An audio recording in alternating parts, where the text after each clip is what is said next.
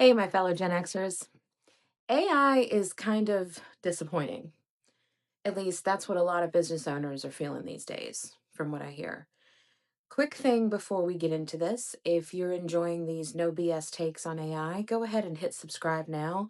I'm not doing hype videos, I'm doing useful ones with practical information that you can implement. And these videos are building on each other, kind of like a series. Okay, if AI has felt underwhelming after all the hype, you're not imagining that. And it's not because AI is useless. It's because people are trying to use it for things it was never good at in the first place. Let me explain what I mean. So, right now, AI is being talked about like a Swiss Army knife. Like it can do everything in one package. But in real life, it's more like that one CD you bought in the early 90s because it had one really awesome song on it. The rest were crap. You didn't need the whole album. You just needed track three, but you didn't know that at the time. And the people who are disappointed with AI, they're usually the ones who are expecting it to replace thinking, judgment, experience. That's never been how good tools work. Here's what AI is actually good at: it's great at the stuff you're tired of doing: summarizing, condensing, drafting first passes, linking workflows, pulling together information you don't want to dig through yourself. Think of it like this: if it feels like busy work, if it's repetitive, if it makes you sigh before you get started, that's usually a good case for an AI candidate. It's really good at being your assistant. It's not great at being the boss. Make sense? Where people get into trouble is they're using AI for things that require judgment, strategy, taste, context. Knowing when something is technically correct, but it's still a bad idea. It's kind of like if your GPS is sending you into a lake, don't do that. If a task requires experience, yours specifically, AI shouldn't be in charge of it. Here's a rule I use that seems to click for a lot of Gen X business owners. If you wouldn't hand the task to a brand new intern on their first day and walk away, don't give it to AI and assume it's going to magically get it right. AI is a fantastic intern. It's fast, it's eager, it occasionally is even impressive, but it still needs direction, guardrails, and it definitely needs a final look from an adult in the room. And this is where I think Gen X actually has an edge. We've got the advantage. We grew up with technology that didn't pretend to be magic. We remember when you had to explain exactly what you wanted a computer to do, or it did nothing. You just got a green blinking cursor on a blank screen. There was no figure it out for me. So when people say AI should just run your business, our instincts kick in and go, should it though? That skepticism is healthy. I really do think it's our edge. Because a lot of frustration with AI comes from asking it to do human work and then getting annoyed when it can't do that. It doesn't understand your clients. AI doesn't understand nuance, at least not yet. It doesn't know when to break the rules. You do.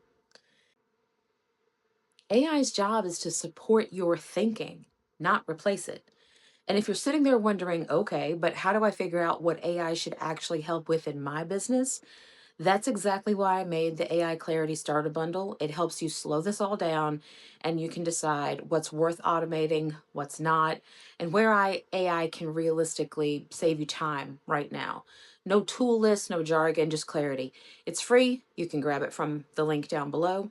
It's all yours. Here's what I actually see most often: people are either using AI for things they don't need help with, or they're asking it to do things it was never really meant to do, or they're using the wrong tool. They'll use it to rewrite emails that were already fine. They'll ask it for strategy, wonder why it feels generic, or they'll automate something before they've even decided that that matters.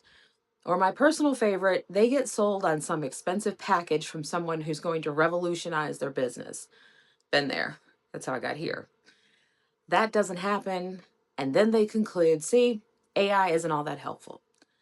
But it is, just not like that. AI works best when it's taking friction out of your day, not when it's trying to replace your judgment.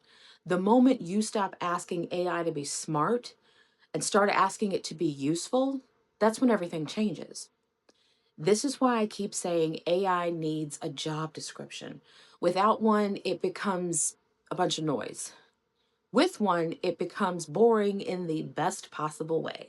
And boring, in this case, is good. Boring means it's working quietly in the background while you do the parts of your business that actually require you, not your AI twin. The people who get value from AI don't ask it to run their business. They ask it to support very specific parts of their business. And when the people who end up frustrated are usually doing the opposite, they're trying to hand AI responsibility before they've even defined it. That's when things start to feel messy and noisy. That's when output feels generic. That's when AI becomes just one more thing to manage instead of something that helps. AI works best when it has clear boundaries. That job description. Not do everything, but do this, do it well, stay in your lane. AI isn't here to turn you into a different kind of business owner. It's here to support the one you already are, make it even better, give you more time, maybe more revenue. If you want help figuring out where all of this fits into your business and where it absolutely does not, don't forget to download your free AI Clarity Starter Bundle that's linked below. And if this kind of straight talk, no BS approach resonates with you, hit the subscribe button so we can keep hanging out. In our next video, I'm going to walk you through how to decide what AI should actually be responsible for in your business before you touch yet another tool or even your first one, no matter where you're at. We've survived a whole lot of tech changes. Hell, I remember my first Pine email back in the day. We're going to be just fine with AI, especially if we use it on purpose and with intent.